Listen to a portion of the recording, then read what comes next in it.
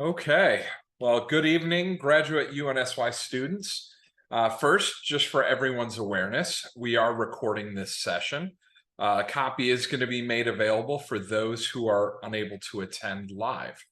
Next, for the format of tonight's meeting, I'm going to start by introducing our guest, who will discuss his connection to uncrewed aircraft system technology, specifically the interoperability and the cyber counter side of the house.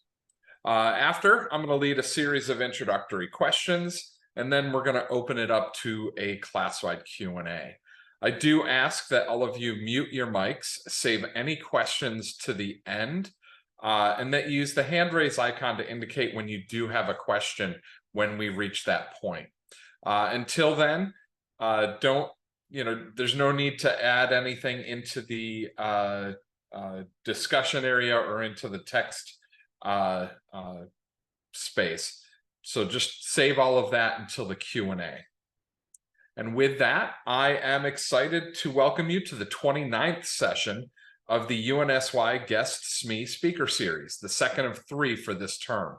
I'm Dr. Brent Terwilliger, the Program Coordinator for the Master of Science in Uncrewed and Autonomous Systems degree here at Embry-Riddle Worldwide. Tonight, we're joined by our guest subject matter expert, EAHill. EA is a program specialist in the UAS security branch in the Cybersecurity and Infrastructure Security Agency, or CISA, specifically within the Infrastructure Security Division. He spent 20 years as a U.S. Air Force air traffic controller, serving in North America, Europe, Asia, and Africa. During his final assignment from 2015 to 2019, he was the Air Traffic Control Directorate Lead for Counter Small Unmanned Aerial Systems, or CSUAS, integration for 18 locations within Southwest Asia. EA holds a degree in Air Traffic Operations and Management. Upon retirement, he partnered with industry and worked on a line of effort under the Air Force Research Lab, or AFRL, employing CSUAS equipment for the armed services. In this role, EA became the lead CSUAS instructor and UAS pilot/instructor/evaluator for the program of record. He executed performance as Red Cell in addition to directing counter SUAS test events along with software regression testing. His last role prior to joining CISA was developing the curriculum and developing and delivering 12 days of course instruction on dual-layer counter SUAS prototype that was developed by AFRL, which fused 5 unique sensors into a single common operating picture for the end user, a sensor fusion system. With that, let's give a warm welcome to EA. I'm going to turn over the stage so he can tell us about this technology that has become increasingly more important in safeguarding the integrity of the national airspace system. Thank you very much, Dr. Terwilliger. I apologize in advance. I am in a hotel room, so I hope that the Wi-Fi holds up for this presentation. And I'm also trying to figure out the nuances with this equipment here that I'm trying to use as I'm trying to use the TV for a display for this. So I'm going to try to share a presentation, if you stand by for one moment.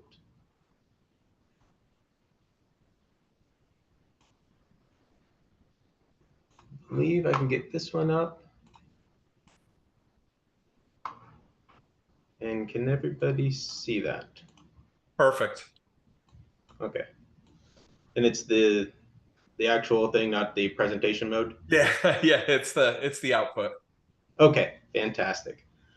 Okay, so as stated, I am with the Cybersecurity Infrastructure Security Agency, or CISA, and it's a rather new organization, but we'll get into that in just a moment. So this will be, I can't forward my, excellent.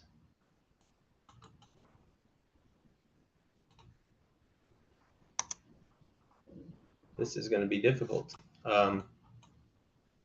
as it would not let me forward the slide. 1 second.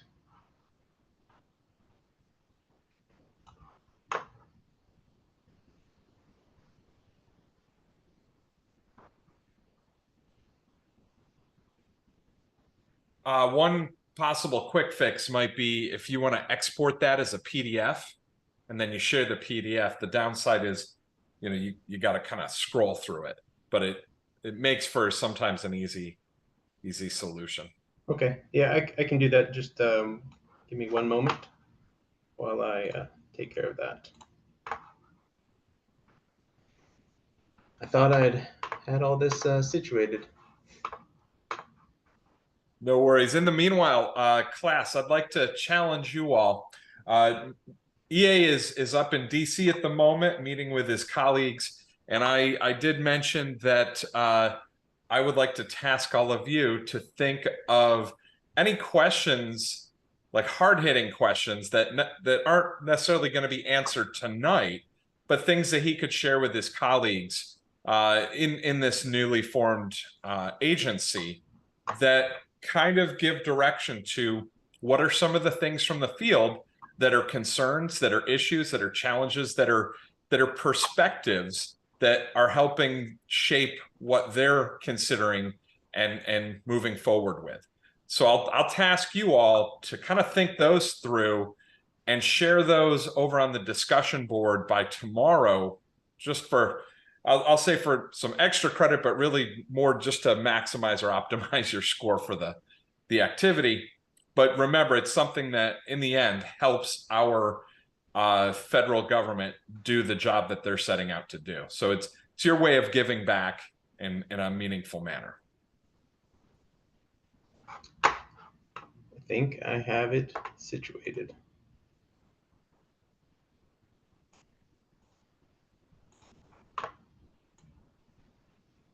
So let's see if I can share this now.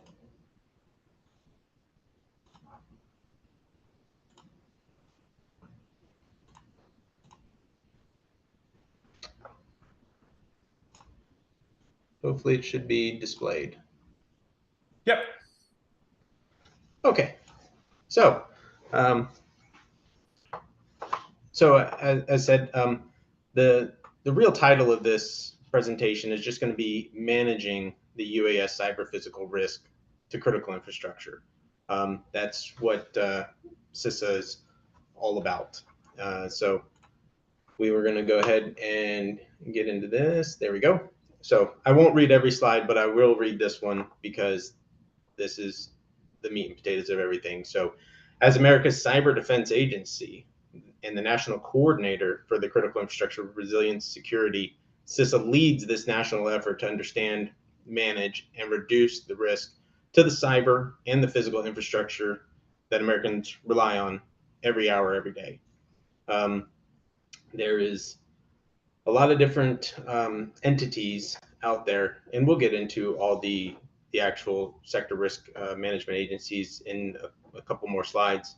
But they're all interconnected, and just as this slide is showing, each thing relies on one another, and so we're trying to. You're going to hear a lot in this presentation of reduce the risk. So let's go. As I mentioned, we are a fairly new agency. We came around in 2018, so we're in year 4 of being an agency. And in September of 22, CISA released its first ever, comprehensive strategic plan since being established in 2018. So this plan communicates its mission and vision, promotes the unity of effort across the agency and the partners, and defines a success for CISA as an agency. The plan highlights the commitment to reduce the risk, as I said, describes a forward-leaning, unified approach to achieving CISA's vision and ensuring secure and resilient critical infrastructure for America. It's intended to strengthen the commitment, the foundation of the agency by furthering, building on the core values and the missions and principles. So our strategic plan lays out this ambitious goal that we're trying to achieve with all these dynamic challenges that face us. So first, we'll spearhead this national effort to ensure the defense and resilience of cyberspace.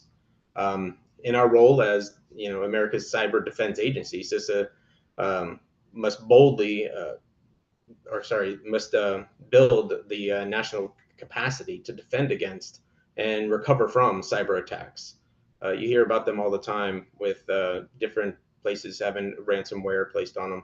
So here we continue to work with our federal partners and bolster the response to cyber incidents, while also safeguarding the federal, civilian, executive branch networks. And additionally, we will continue to partner with the private sector and the state, local, tribal, and territorial governments to detect and mitigate cyber threats and vulnerabilities before they become incidents. Second, we look to reduce the risk and strengthen the resilience of America's critical infrastructure. So to achieve that, we got to further strengthen and understand the current and future security risks to better meet the needs of the stakeholders of the nation's infrastructure. So we serve as a key partner we serve as a key partner to critical infrastructure owners and operators to help reduce these risks and build the security capacities to withstand the new threats that are ever evolving. And third, we will strengthen our nation's operational collaboration and information sharing. This is one of the principles at the heart of what CISA does. It's all about collaboration. You always hear "don't keep secrets," and we like to collaborate with all these partners. So we look to expand and strengthen these shared commitments, provide products and services that make continued investments in infrastructure security and resilience the smart and easy choice for all these owners and operators. And this will enhance information sharing and collaboration at the local, regional, and national levels. And then last is agency unification. So it's the foundation of one CISA. As was mentioned in the beginning of the bio, underneath the UAS security branch, that's underneath the ISD, the infrastructure security division, we have many different divisions. And so providing that one uniformed voice to the nation is what we look to do. So let's see, there, it did move. So with this slide, right, this gets into the infrastructure security mission and what CISA is trying to enable. So we lead a coordinated effort to reduce the risk posed to the critical infrastructure, whether it's man-made or from natural causes. So things like the recent Hawaii fires, that was a natural cause. So we're looking to assist in those areas. What was harmed there? How do we get the state running again over there? And how do we prevent those types of incidents from affecting the critical infrastructure that it may be around there? So that's a core function in a program, and we deliver that uniquely in different ways. We have different expertise, services, and tools that will collaborate with those infrastructure security or stakeholders. We provide access and tools and research to support community security and resilience. These resources cover numerous threat vectors in CISA's portfolio to include unauthorized access to facilities, cybersecurity, election security, active shooters, bombing, and to include small UASs. Now we're finally getting into the thing that everybody was here for. But there's also, we provide other resources, trainings, exercises. So we have tabletop exercises that we do with our stakeholders. And we do have packages that have UAS elements to it. And so we support those stakeholders in building their security capacity to mitigate from those events, or say domestic violent extremism, or say a bomb attack on a house of worship. So there's many different threats that are posed. And so we look to kind of capture all of those and try to help reduce the risk. So with that, we have specifically a school safety task force. They strengthen the safety and security of the nation's K through 12 schools. They were put together to mitigate those physical and security threats and risks. Not only just those, but also the cyber risks for schools. And then let's go to the next slide. There it is. Apologies for this, the way this has to go on here. So why does CISA care about UASs? I gave you a whole bunch of other topics that really weren't about UASs, but CISA's role with UASs and counter UAS, we're actively working towards a collective goal of understanding the UAS threat and how to protect our nation's critical infrastructure from that threat. I'm sure, as this class knows, the threat is ever evolving. The technology is evolving. Our counter technology is evolving as well to help mitigate these. But how do we fit into that UAS security and counter UAS space? So CISA is granted statutory authority to understand, manage, and reduce the risk to critical infrastructure, to include UAS.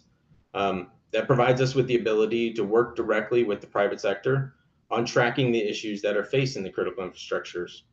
We're positioned to look at the UAS and the counter UAS from both the physical and the cyber security perspectives. And then we have a role as a sector risk management agency for 8 of the 16 critical infrastructure sectors. Now, many people don't know exactly what those are. I could tell you, before I started working for this agency, I couldn't have told you them either. So I'll just go ahead and let you know what they are. So the CISA-led ones are chemical, commercial facilities, communication, critical manufacturing, dams, emergency services, information technology, nuclear reactors, to include the material and the waste. And then you have the other 8, which is defense industrial base, energy, financial, food and agriculture, government facilities, healthcare and public health, transportation systems, and the water and waste water systems. Now, I was explaining before that they're all integrated. And you might be asking, well, how? Well, take the healthcare and public health. So you have a hospital. That is one of those critical infrastructures to provide healthcare for the populace. But what else does that hospital rely on? They rely on the energy facility. They rely on the water and wastewater. So everything is interconnected. So just because we're dealing with 8 of them, we do also affect the other ones through our mission. Let's see. So here's where the drones actually come into it. And this is the way that CISA has gone about classifying the different types of pilots that are out there. So we have the careless and clueless, and then you have a non-attack nefarious, and then the cyber physical attack nefarious. So out of the box, UASs, they're a dynamic threat. They can be flown into sensitive equipment that cause damages.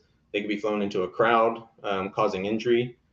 You can weaponize them, put a hazardous cargo on it, or simply even just do surveillance, right? You have the surveillance to do some pre-op planning ahead of the actual attack. It could be used to harass and disrupt. I'm sure most of you have heard of the Gatwick incident from 2018.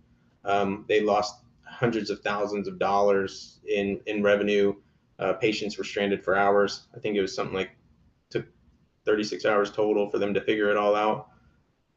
But you do have those diverse threat actors. So they might not be trying to be nefarious, but they're going to cause problems just because either they don't care or they don't know. So that's one of our efforts that we're trying to do as well, is with a public awareness campaign. The FAA has their own no drone zone campaign that they're trying to do. We're trying to do our own as well, to just get that message out there that drones, although can be seen as toys, aren't always toys. So the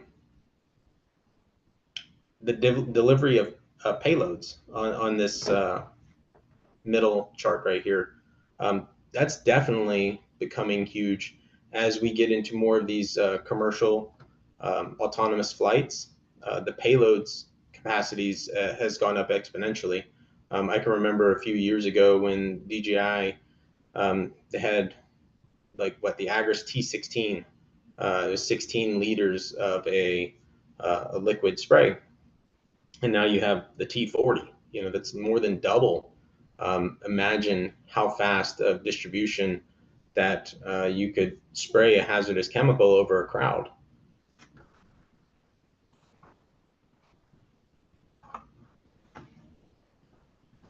So this whole mitigating the UAS risk, the reason why this is so important is because most of the critical infrastructure within the U.S.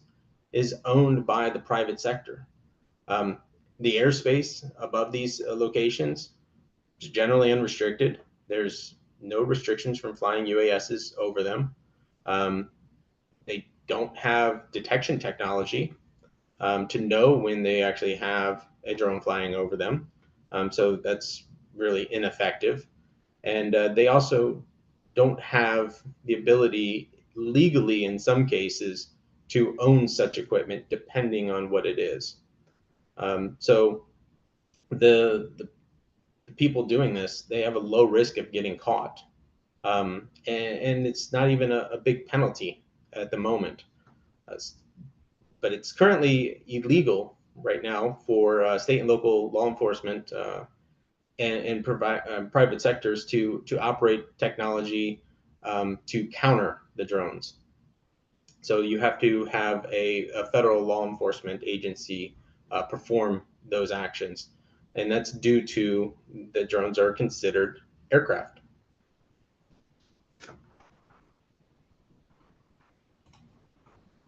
Try to move on. So let's switch gears to another topic in this briefing.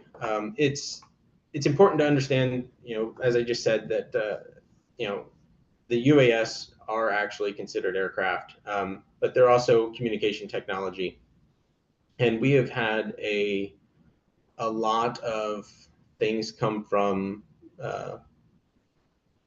intel sources regarding the safety of the communications when using certain equipment. We'll say specifically DJI. They own 76% of the market, depending on the time. So we are actually putting out a Chinese advisory. Florida, they have their own thing where their law enforcement are not able to own and operate specifically DJI aircraft. They actually have a buyback going on right now, and they are, seeking different U.S.-made materials. Conversely, China's done the same thing with American-made products, where they're not allowing them over there because it's become a whole cyber. I mean, information is what wins wars, and information is priceless nowadays.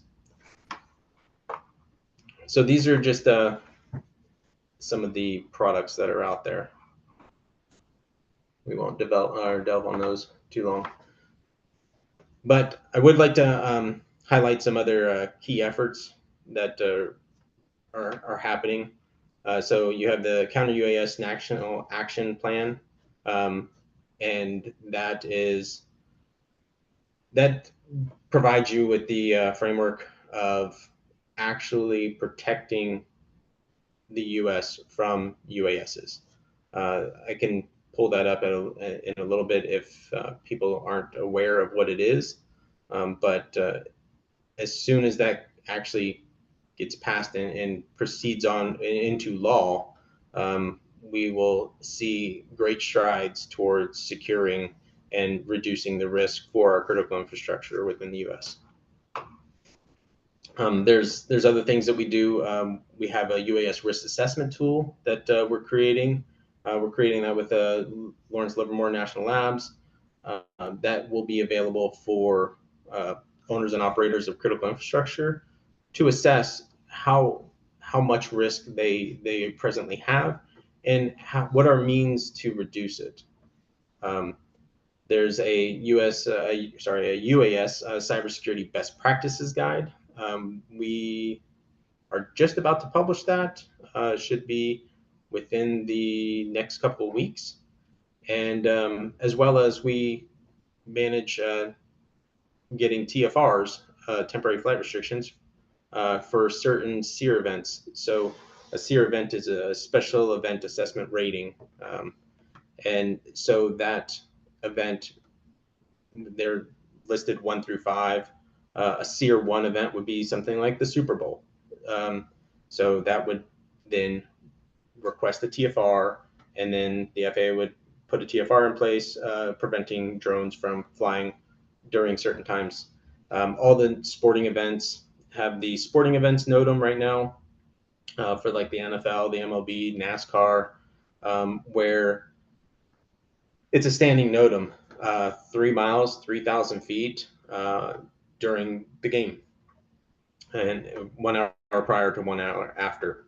And it actually floats if it's a rain delay, that NOTAM gets pushed back as well. So it doesn't count for like qualifying laps for like NASCAR, but for the actual event. And it's all to keep the public safe and reduce those risks.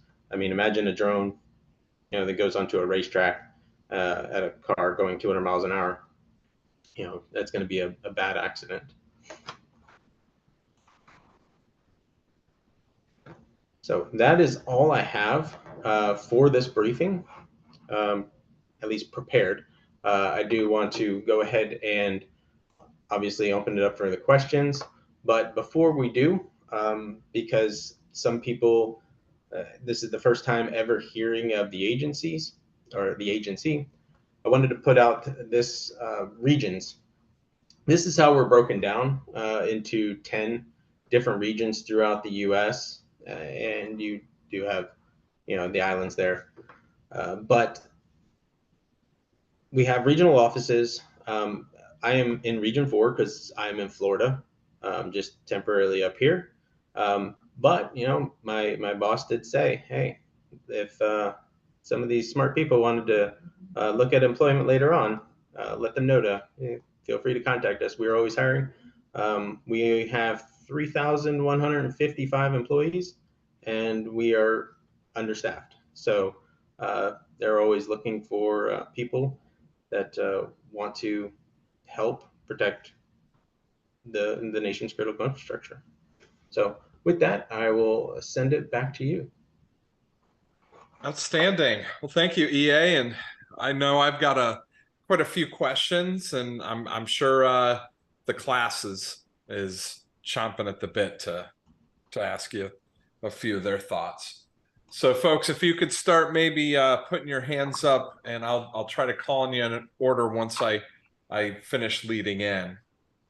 So, with that, could you talk to us? You mentioned collaboration.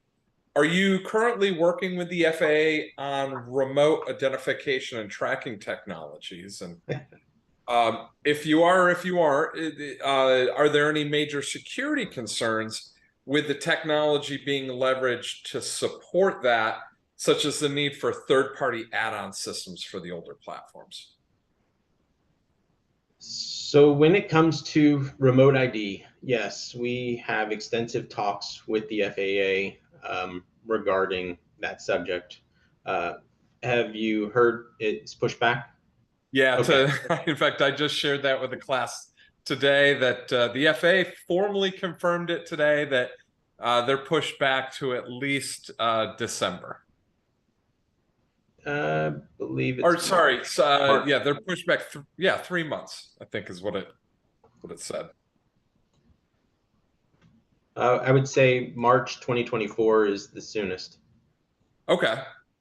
Uh, Oh, you're just based right. off. Yeah, sorry, March 16th. Okay, yeah.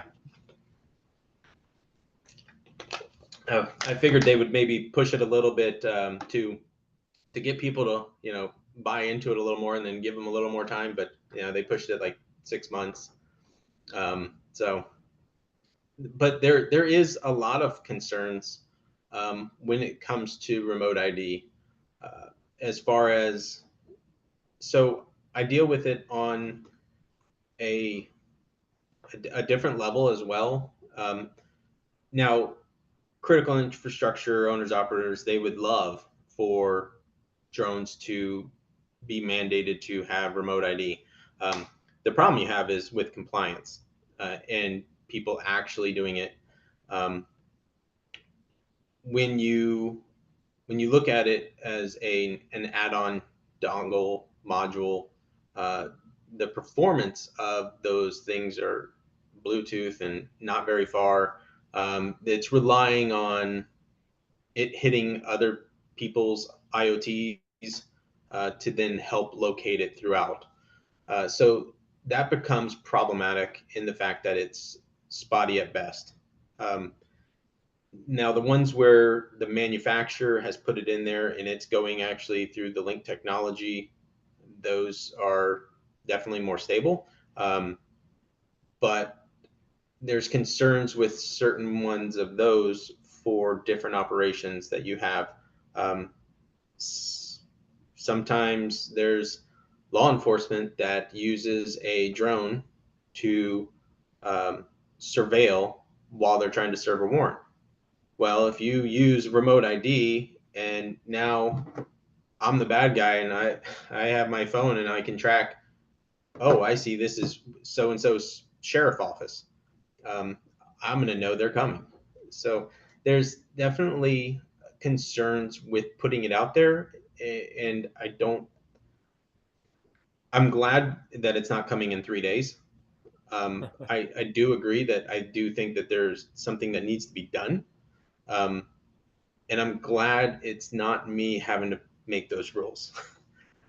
I sit in the meetings, we make suggestions, but that ultimately is an FAA owned thing. I worked with, when I was with the Air Force Research Lab, we were working on different capabilities with UTM efforts on that. Is CISA also actively using SUAS technology to support aerial investigation, security, monitoring, any applications? It's like I know in the past we've had researchers that have looked at the technology and its ability to hack.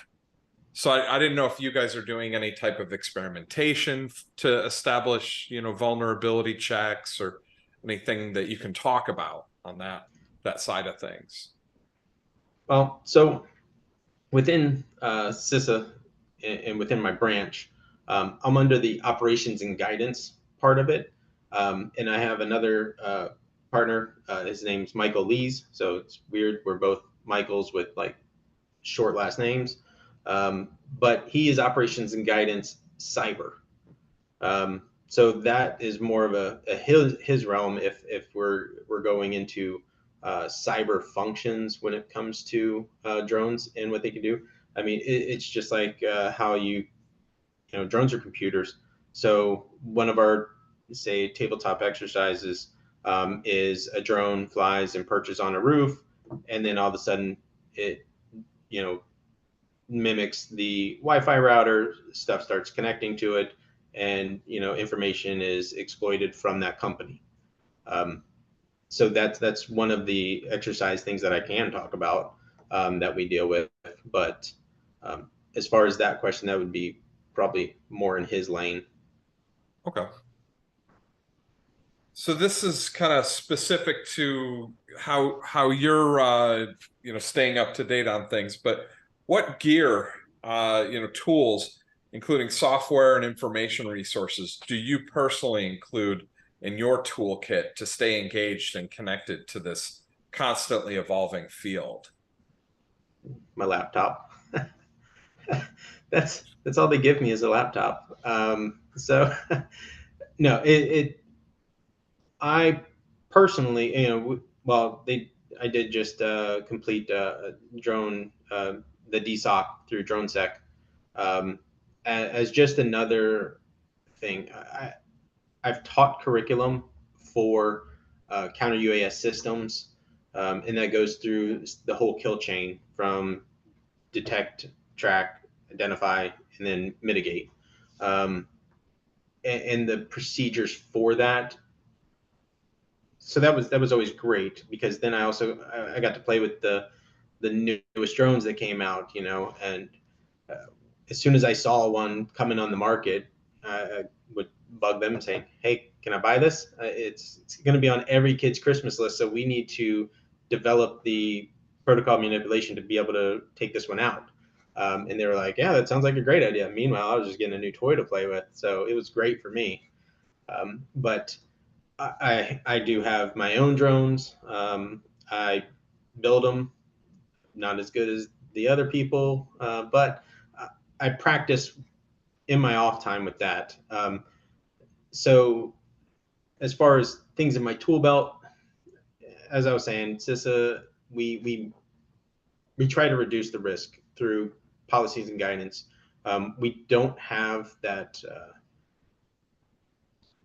strong arm to say no. I mean, it's just like one of our sector risk management agencies, the chemical, we have ChemLock. This is a program that they work with us, because we're non-regulatory. So they can tell us things, and it's not, um, they're not going to get in trouble for it. And also, it's trade secrets aren't shared or taken out of context there. But that's a voluntary program that they invite us in, due to our relationships, and then we collaborate on how they can reduce their risks. When we got one location, they started having some drones fly over them. It was a chemical facility, and they did catch people, two individuals there, um, and they got their drones, and then we had a team that was down there the next week to go over how can we help you mitigate the risks from any of future. I don't want to say it wasn't an attack, but we believe it was a reconnaissance for an attack on that chemical facility. Wow. You mentioned potential career opportunities. So what recommendations do you have for those that are considering, the counter UAS or the cyber, under the CISA side as a career? Hmm. Um, well, definitely stay current. That is by far the most beneficial advice I can provide is stay current and never think you know it all, because it'll shock you and surprise you. And I'm sure I'm going to get bombarded with a question. I'll be like, I just don't know. We have subject matter expert in our titles, but is anybody ever an expert on any subject? I don't know. Um, but I'm still going to put it on my LinkedIn profile. But that is probably the best thing I could say is, um, definitely tout your accomplishments, but also be humble with them too. That you may not be the smartest person in the room on a certain subject. that may be a subset of the overarching thing. So just as before you talked about the cyber portion, and drones are computers, but that's not my realm of it. I did dabble with the link technologies and things like that. We had a system that read into the messages and could tell you it all. That one is illegal for critical infrastructure owners to operate, because then that gets into wiretap laws, etc. I know some of that stuff, but I left that to the engineers, and then I relayed my findings when I did testing on the equipment, saying, yeah, that countermeasure, it didn't work as planned. So that'd probably be my number one advice is make sure to definitely talk yourself up, but understand limitations, and we all have them, and we're all blind to them sometimes. Outstanding. And I can tell you that's kind of core to our philosophy is our students are, we're not here to pump them full of information that they're memorizing. We're here to help them become experts in staying current, what we like to call lifelong learners.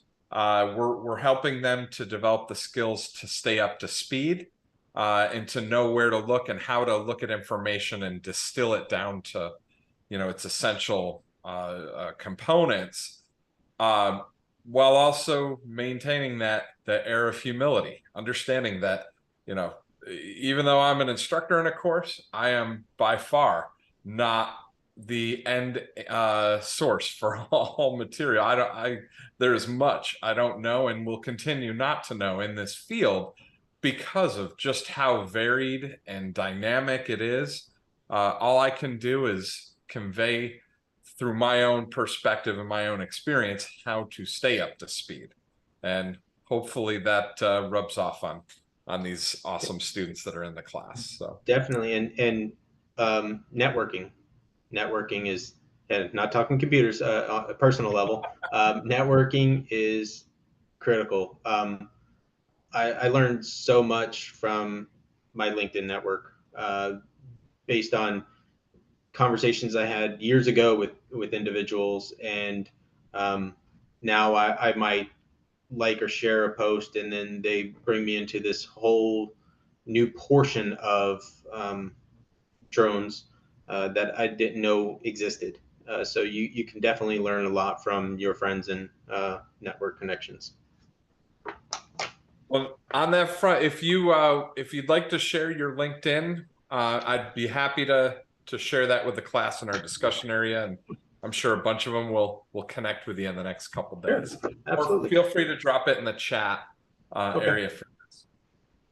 With that, I see a couple hands up, so we're going to start with Joe. I'm not sure who Joe Kuntzman. Yeah, Joe Kunzman here. Gotcha. Okay. Yeah, Jurgen in the class, but it's Joe Kunzman. Oh, okay. Oh my God. I didn't even put it together. I'm so sorry, Jurgen. It's a little easier for people to say. Hey, thanks for coming in and giving us a briefing today. And just to start out, I support the FAA and the Program Management Office for the Lance program, and I also do some work for the Air Traffic Organization Cybersecurity Group. And in that, I do work remote ID in the behind the scenes portion. So that is one of my new taskings now. And my understanding on the remote ID portion is they're kind of giving everyone some reprieve because of the chip shortage. So that's part of it on remote ID. But as we were given directive today. But one of the questions I wanted to ask you was, I've done some work with the FAA Section 383 group. That's the FAA's counter UAS team, and that 383 comes from Section 383 of the FAA's 2018 Reauthorization Act. And I'm curious to know what your involvement is with that team as they go through. They have a selection process for counter UAS teams and manufacturers. Right now, they're working at airports for a demonstration program. But have you worked with Section 383 and FAA Airports program and anything for counter UAS in the NAS. Okay, so I thought your name looked familiar. Um, so I believe we've been on a meeting together It's a possible, couple yeah. weeks couple weeks With ago. it, yeah, maybe with AUS or something like that. So. Yeah. Um, are you specifically talking about, say, a real southern airport? Well, the Section 383 evaluation team, has CISA been working with the FAA in selection of counter UAS technology for FAA for airports in particular? So I believe CBP is assisting in that, if I'm not mistaken. Um, I believe we're on some of the calls now. In my past life, um, we did bring a piece of equipment or multiples to a few select airports that were going to undergo some certain testing. I'm not sure if I've never, I haven't heard of it being called 383 with it, um, but I believe we're talking about the same airports Yeah, it that are, sounds like it. Yeah. yeah. Or Orlando. I know you're in Florida. Orlando is one of the airports that was selected. So, um, Oh, okay. no, I was thinking further south, Oh, all but right. Okay. Well, thanks. I appreciate it. And if I see you in some meetings, I'll say hello on the side. yeah, for sure, for sure. Now I feel bad for talking bad about remote ID. No, like I said, Well, it like I said, I'm now involved in the back end part of it for interagency stuff. So not the chips and stuff with general public, but what our interagency partners are going to be receiving from us. So if you ever see me there, you can reach out on the FAA email. yeah. Okay. Well, great. Nice to see you. I warned you we had some ringers in here. Yeah, I know. All right, Scott.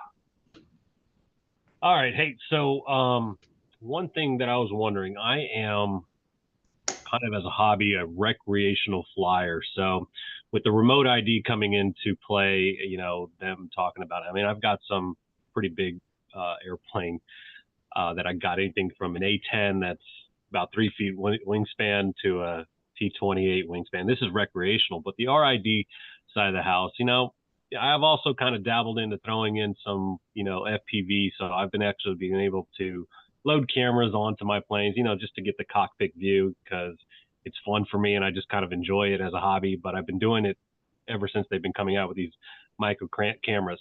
So in that aspect, I mean, technically everyday Joe that comes out like myself that can build a functional camera facing down, doing whatever. And now that they're getting a little bit more, 8K cameras out there, so now being able to carry a payload. What are you guys doing to mitigate people that just kind of out of their basement, the lone wolf that kind of comes out and says, okay, this is a very low tech thing, but it can get through some of the technicalities that maybe DJI has or Autel or, the different Skydio, the different ones out there. So just want a curiosity of how the low tech guy is kind of still breaking barriers because it is low tech. Yeah, and to answer honestly, if it is a basement dweller, lone wolf person, you're not going to know, and you're not going to stop them. Now there can always be tells depending on whatever they're purchasing if they're on any sort of radar. However, that is what we try to impress upon people is, there's so many misconceptions out there about the drone technology, because once again, DJI being that market share leader, where then they said, oh well, we'll put up geofences, but geofences, I mean, I used to take them off all the time and hack into the drone and change the one to a zero and the true to a false, and in Notepad and then put it back in, and now I can fly where I wanted to. I was doing it on military bases that you're not supposed to be able to. I did have authority to do that, and I did have the approval. So, but the misconception out there that, well, drones can't do this, and so the critical infrastructure owner operators, they think they're safe because they've heard that you can put a geofence up. There's the common misconception of we request a TFR from the FAA, the FAA grants us the TFR, they get it, they're safe. That's so far from the truth. That the TFR just actually now imposes penalties if they're caught and if they're prosecuted, but it doesn't prevent them from actually going in there. So to answer your question, there's nothing that can stop that from happening today for those CI owners operators, and that's a direction I hope we can go. There's going to be definitely a lot of movement towards grasping things like that, but I really think it's going to end up taking, and it's unfortunate. I really think it takes that type of incident to get action. Because you can stand up and down and say something bad is going to happen, but you usually don't get reactions until there is an action. But yeah, good question, because it's a lot of people's blindness to the issues, and once again, just that whole knowledge thing. You don't know everything. So talking about this critical owners and operators, but they've heard stuff, so they think they're safe, and that's the kind of message we're trying to get out to them is, you may not be as safe as you think you are, and so that we try to assist them that way. Thank you. Thank you. David. Hey, EA, thanks for coming on. Hey. Two-part question here. I guess first part is, can you show me that cool DJI trick where you turn off the geofence? And oh, just kidding, not that one. Second, but the real question is, I work with a lot of drone pilots and organizations who have primarily used DJI drones in the past. As you've probably experienced, they have predominant market share. A lot of negativity has been coming out about them recently. A lot of people are pinning it on, security. It's all about security.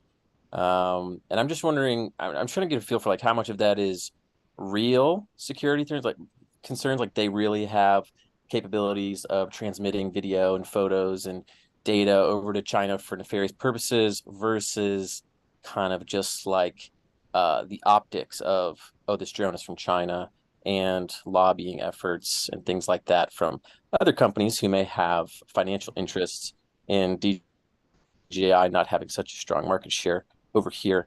I just like, what are again, I don't know, this is obviously a unclassified discussion, but I don't know what are the true capabilities and threats of like a DJI drone? You know what I mean? I don't know if that question makes sense. No, it makes sense. I kind of want to take off my CISA hat and give you my perspective of it. They can absolutely take that stuff back. That stuff is, I believe it's actually in their terms and conditions. But it's the same reason why China has banned Tesla by their military officials and government officials, that they cannot have those cars because they're afraid of the information being sent back to the U.S., as Tesla's a U.S. company. So there's been different things. I mean, it comes up to, I don't know if you've heard of Ring's lawsuit, sued $30 million for tapping in and having unauthorized videos of customers. Yeah, I did hear about that. Yeah, so it goes with the same thing. I mean, the cynic in me also says That's why Amazon sold everybody little dots at $10 and $20 a piece. Or, hey, it's a Christmas, add on one for $5, so they could get into everybody's house for that information. Information it's priceless. So, but to your point, yes, there's been numerous reports that do back that claim, and I personally, this is not my CISA hat, I personally do believe those claims. As far as, I wouldn't put it past, DJI actually has government ties. You know, same with TikTok. You know, look at the algorithms, which pushed in the US and which pushed in China. It's completely different. And there's all these tensions with Taiwan. And if you look at all the artificial islands that they're building, just leapfrogging through the ocean over there, it's pretty scary stuff. And their GDP is continuing to grow. Thanks, appreciate it. Yeah, no problem. Austin. Hi, Michael. Thank you for your time. In my research for this course, one of the common challenges I've seen for SUAS is battery life, at least for commercial off-the-shelf SUAS. Has battery life ever been an issue for you in your career with SUAS, and what specifically can we do to extend the battery life in the future? Also, why do people call you EA? I can't be the only one wondering that. Okay, I'll answer the easier one first. So, as an air traffic controller, you have to end all your landline communications with your operating initials. Typically, it's the person's last name. You take the first letter and the last letter. So it would have been HL.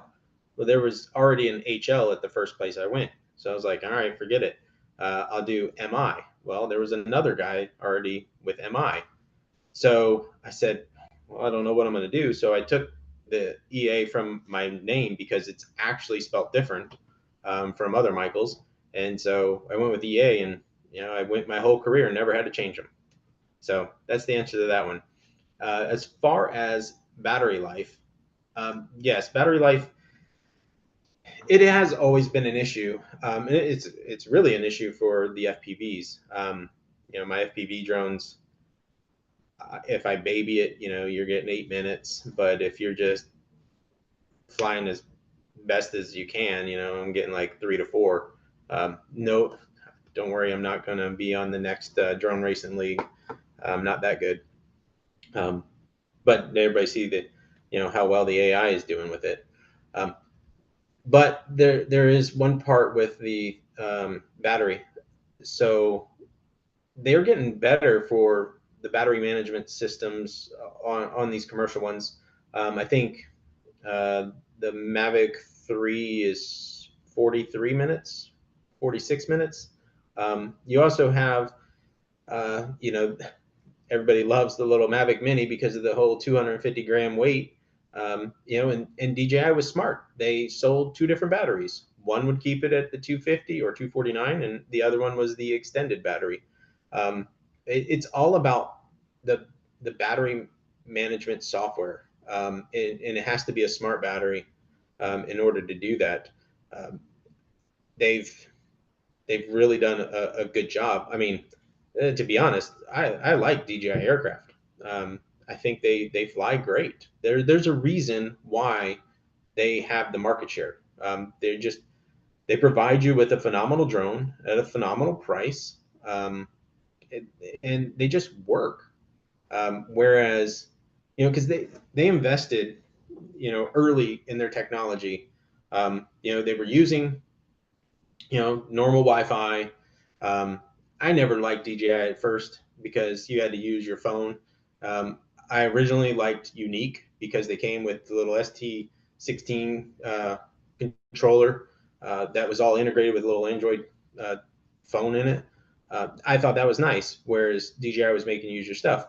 However, that unique is Wi-Fi protocol, so the range is limited. And I watched my friend fly his brand new unique, trying to get to his house, and he didn't make it. And then it started returning home, and then just as your comment, the batteries said, "Hey, I'm done," and it landed. And luckily, the dog that was there didn't start eating it, but we did eventually go and find it. But the way that they invested and they brought out Lightbridge, which then just extended their range, and it was so much more stable. And then they went to OcuSync, which was more encrypted, faster, and the range is just getting ridiculous. I think on even it was the Mavic Air 2S. If you look down at the specs on it, it says 18 kilometers. I've never flown at 18 kilometers. And if anybody in here is from the FAA, I never ever tried to fly past visual line of sight. So they're just getting ridiculously silly with the ranges, where their battery life, as you're saying, it's just unrealistic. That's a one-way mission at that point, because you're not going to fly out that distance and be able to return. I don't know who can, build us a better battery management system like, DJI is extending theirs. It'd be a great project to understand, but I'm not a battery expert at all. But I will say their link technologies is why they became that kind of industry leader. I was at an event with an emergency responders group where they were using Skydios. They had the Brink Lemur. What else they had? They had Autel there. No, they didn't have Autel. They had a Teledyne FLIR. Anyway, the Skydio took off, and it was like maybe 15 meters away, disconnected and fell. So that was pretty telling, especially that was when they were being told that they had to replace all their DJI drones, and they were going to get a feel for some of these other drones that were going to be available to them. So it really wasn't the best showing for Skydio at that event for that, at least at that time. Well, that's one of the perspectives I've asked everybody in the class tonight as they're viewing this and talking to you, is I brought up the blue list and just some of what we've seen in both federal procurement as well as now some state and local municipalities are adopting that. Like here in Florida, our public users, whether it's law enforcement, fire, even education, they can no longer use equipment from countries of concern, is how they describe that. And it honestly, it outraged the community, because they went all in on DJI because several reasons. Accessibility is extremely high. Affordability is high. If they lose a drone, just a simple reason, they can walk into a Walmart, a Target, a Best Buy, get a replacement battery, get all their props, or even buy a whole new Mavic. Whereas with the other systems, they're going to pay considerably more, and they don't necessarily drop in and do what you said. DJI just works.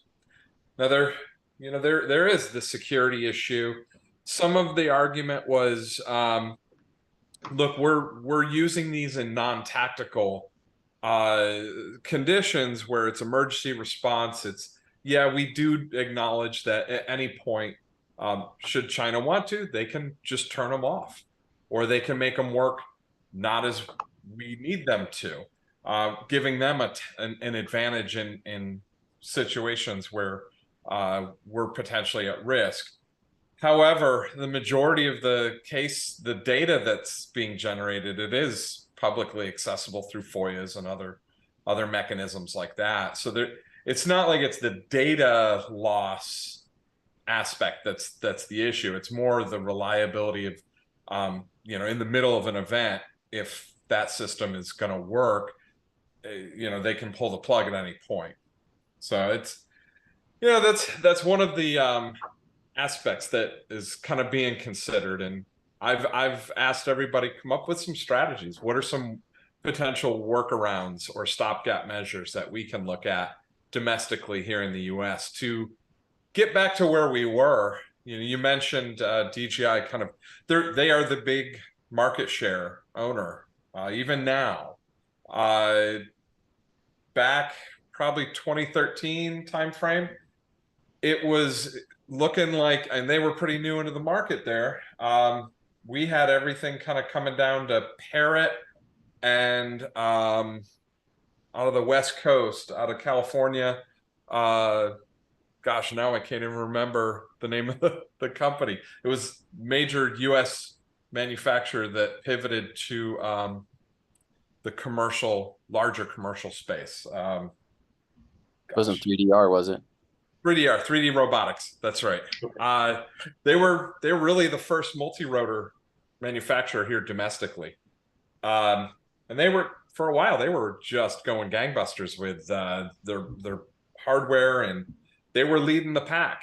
And it really comes down to user experience. They were all working to craft that user-centric model that I pull it out and it works like I expected. There's not a lot of fiddling. There's not a lot of, it wasn't like the old DJI flame wheels, which were kits, and there was a lot of tweaking. So it's just interesting to see, where this kind of started and where we are now. And now we're kind of coming back. We need domestic options. Yeah, see, that'd be a great class project / business for everybody, is build something reliable, and let's get it out there. Agreed. All right, Casey, I think you're the last question. If you'd like to ask.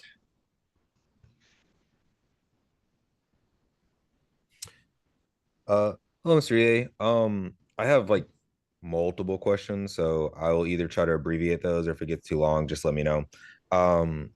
Not many of them are as in-depth into the specific SUS. It's more into like the structure of your organization and then my interest in it.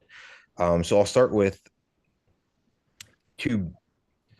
if I wanted to pursue a career within your organization, because it seems to merge two of my interests, which was UAS and autonomous systems, also with cybersecurity, but I would not be able to pursue that for, say, 8 to 10 years. Is that something that I would still be able to, like, how would I stay competitive for that? Is there additional things post UAS or autonomous and uncrewed systems degree to like stay relevant so that I could pursue that later? Or is this similar to cybersecurity, where it's like a very high turnover rate and you kind of need to like finish the degree and go into the career field immediately to be competitive for that? So what do you do now?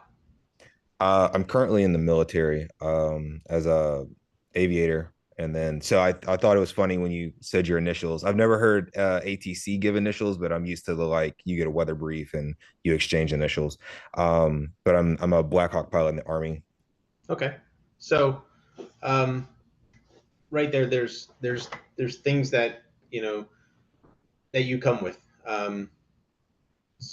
It's actually how I became part of it, because within my specific branch, with everything being new, we were born out of another agency from 2007, and it was kind of realigned under the Trump administration in 2018 to become CISA. So they took those people that were in there and shifted them into different roles. So in February of this last year is actually when I shifted over to CISA to be, their UAS SME. There's only 2 of us that are in this branch that actually, have a Part 107, have dealt with UASs. He was a Coast Guardsman, and then I was Air Force, and um, there's all sorts of different ways to get yourself in there, and then you can always navigate through your experience that you have now is only going to help you later. Definitely, it's all USA Jobs, so it's simple and easy to click and apply, and you can also shift around after, say, your first year. You can shift into different elements in it, and I gotta say that there's definitely a at least this organization to me, everybody that I am personally dealing with, um, they all want what's best for you in the end. So, I don't know how many times I've been asked, hey, is this a direction you see you wanting to go with this, or you come up with a priority and goal that you want to achieve this year that can help the branch. So they're giving you the autonomy to do what you think and to shape it how you want. So I really like that about it, for sure. So, but you had some more, right? It definitely sounds like there will continue to be options there. Yeah. So I'm kind of curious. My understanding right now is that CISA is CONUS based. It's within the U.S. But obviously the SUAS threat is kind of a global international type thing. Is there any within the US, is there any interagency like collaboration with, like, say, the FBI or anything like that? And then is there any appetite in the future, if and when the US goes to war, to take the lessons learned to have this counter SUAS for for deployed units that would potentially encounter this, like we've seen in Ukraine, where Russia and both Ukraine have used UAVs and UAS to negatively impact the opposing force. And I know that, like, currently, without getting into the high side of things, there's not a lot of TTPs or doctrine, because this is such a new threat and a new category of things to kind of try to compensate for. So is there any appetite or intention in the future to have that, once we've established these lessons learned and kind of like the best operating methods in the US, to kind of transfer that into our forward units for any follow-on conflicts we may experience? So yes, that was in part of my brief. We were talking about collaboration. So we do extensively.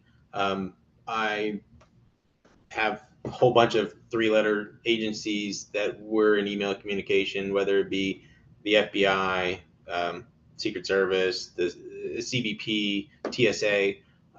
We all talk together, and we hold these forums, FAA, and we have a biweekly with them to discuss things. But yes, CISA is CONUS, but we do work with international partners. We just don't have offices over there. But there's other companies that have the technology out there. So just like as in the bio was described of how I was doing curriculum, I was actually in Germany, and that's where I was doing curriculum for the Air Force Research Lab on this 5-sensor system.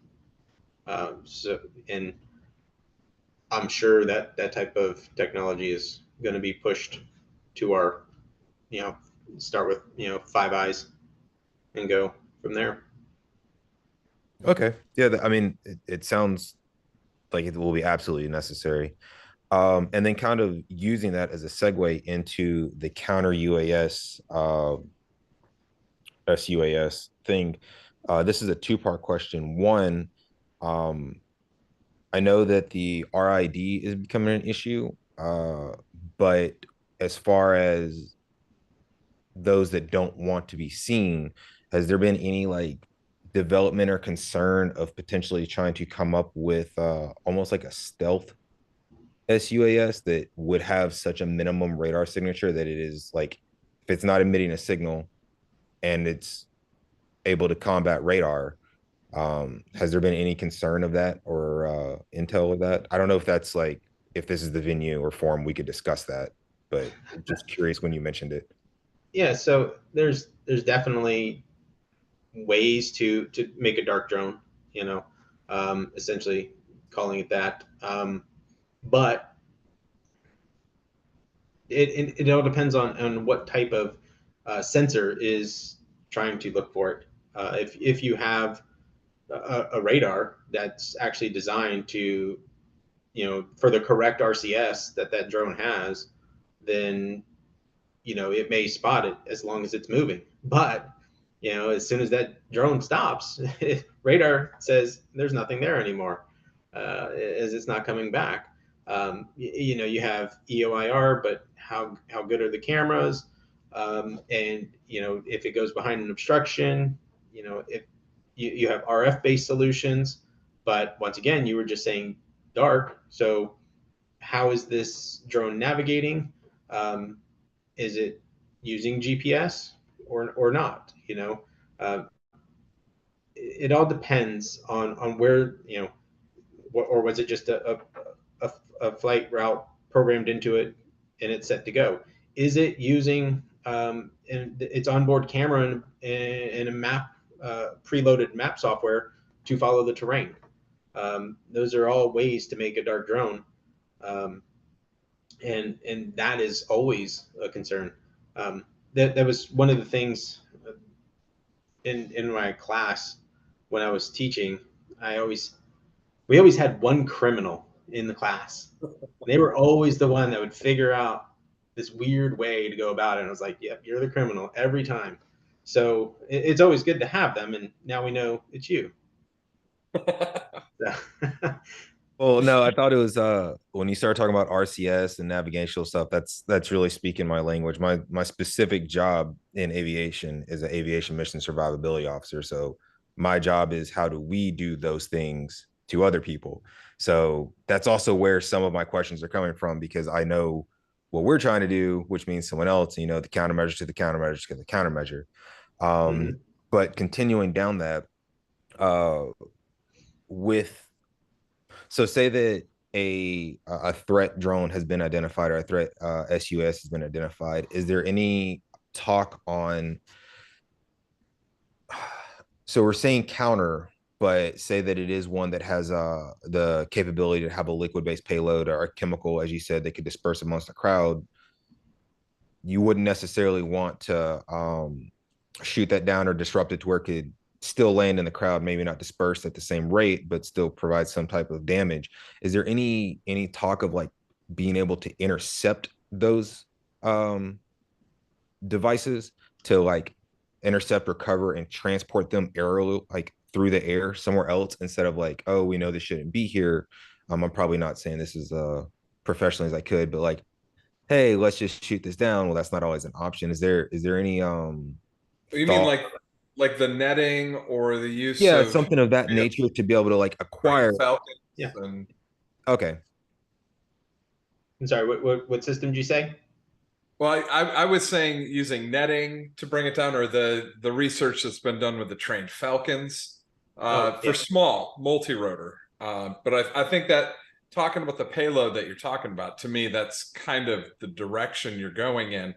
You earlier, EA, you talked about active engagement and the legality and the ethics kind of tied to that, because to me, that's the other option on the CUAS side, is the active engagement, where you're not only using interference, but you're possibly even using takeover, where if you've got the known library of commands, you could override through a more powerful signal or through, you know, just alternative mechanism.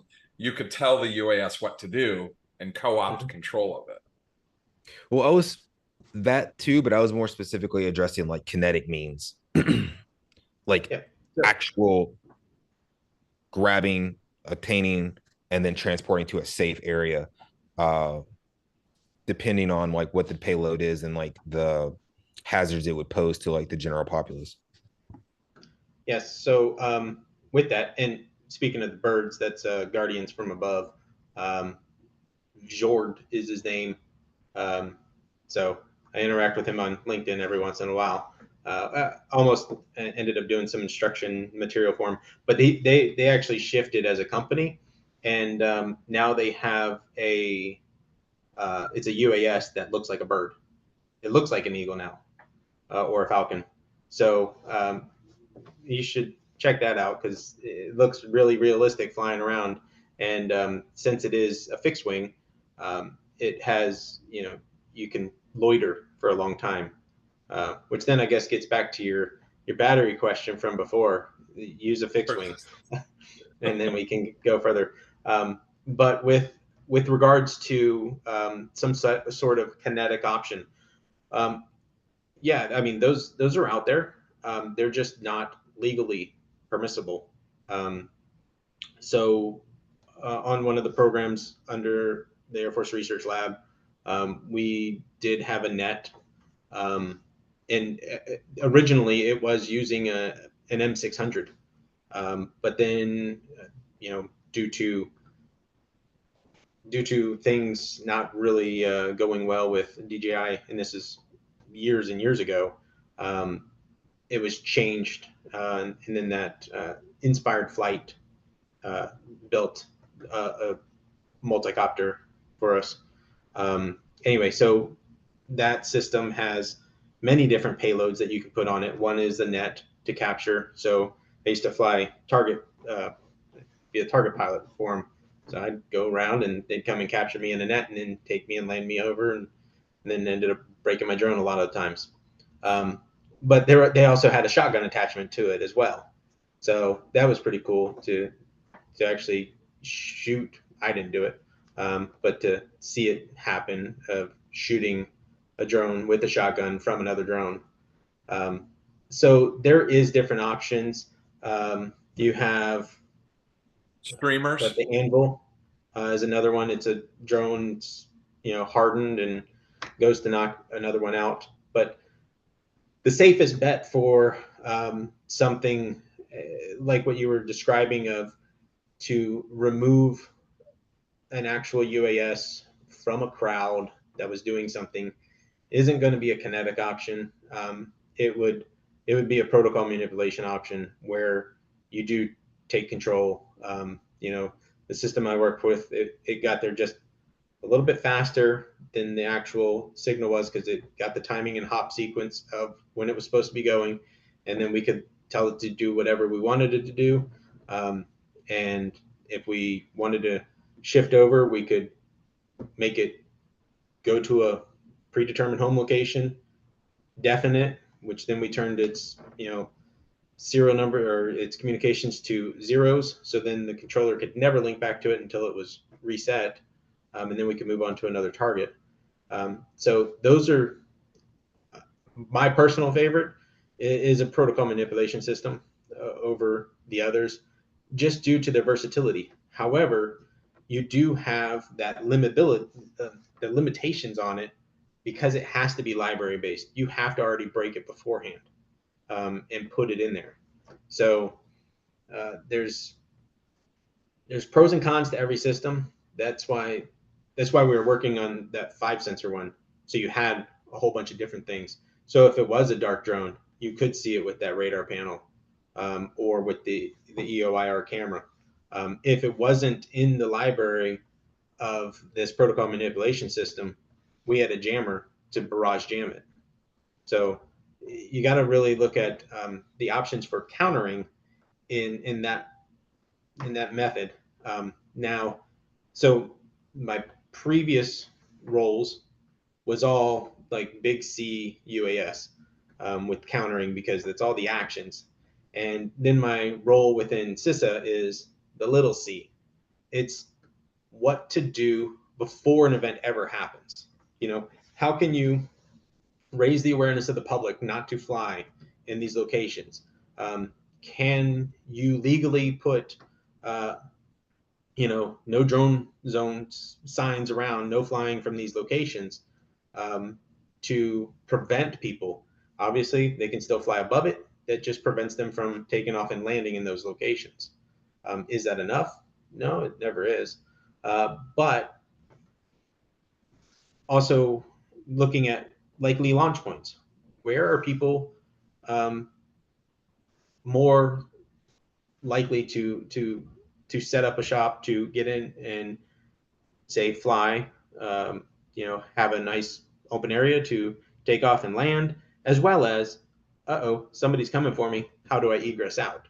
So having those owner operators look at those areas, identifying what they think, those could be. So if they did see one and it's coming from the west, well, where's your likely launch points from that location? We need to go and see if we can find anybody operating a drone over there.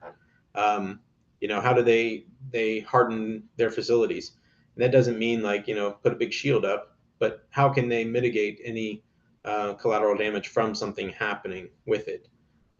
We also provide training for them to intercept the actual operator, as far as methods to kind of interview. Then we got a whole chain of custody, ensuring that anything that was on it is secured, and we can take it and exploit, not us, because once again we don't do that, but we would hand it to partner agencies that can do that type of thing, if it's warranted.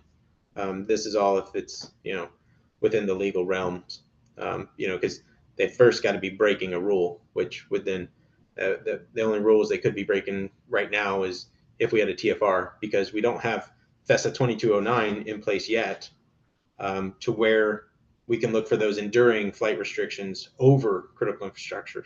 So that's something that will be coming out later, we hope, and we hope to start rolling it out to a limited use case, and then expand upon then once we ensure that the proof of concept is correct. But that's more work, that we're trying to deal with the FAA. They have that goal of ensuring, the airspace is the people's. The FAA is the managing authority over it, but the airspace belongs to the public, and they try to keep that open to the public. So it's kind of hard to say, oh, we just need flight restriction here, here, and now it all looks like Swiss cheese. So I understand the mountain that the FAA has to, climb with this, and what is the best solution. And only time will tell. Okay, well, thank you. That answers all my questions. Awesome. Outstanding. Well, I want to thank everybody for joining us tonight, as well as a major thank you to EA for sharing his thoughts and his expertise regarding this technology. It's been such an informative session, and I hope helped you to better understand the challenges associated with UAS interoperability and security in the U.S. national airspace system. To receive credit for participating this week, you're going to need to develop that brief overview for our Module 6 discussion prompt. Make sure to describe how CISA is advancing or supporting UAS use, and make sure to discuss any new information you weren't previously familiar with, especially how your overall understanding of the topic has improved. And remember, for that extra credit, any hard-hitting questions that you want to share in the next 24 hours, or actually, if you can make it 12 hours, so I can get them over to EA in the morning, it'd be much appreciated. And with that, I want to say thank you all for attending, and I hope to have the recording uploaded to our discussion area by tomorrow. So let me turn off the video recording here.